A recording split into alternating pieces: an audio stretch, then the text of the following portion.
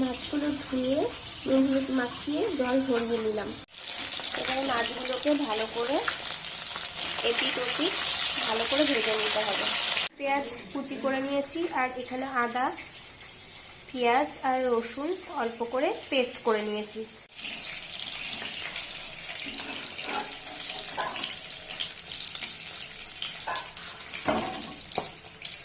মাছ ভাজাটার তেলে পেঁয়াজগুলো দিয়ে দিলাম, ভালো করে ভেজে নেব।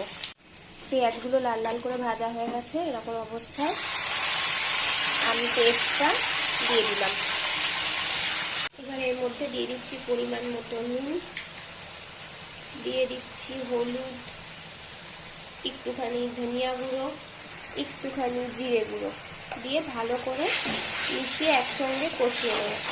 পুরো মশলাটা কষা হচ্ছে, এখন একটুখানি বাকি। পুরো মশলা দিয়ে মাছ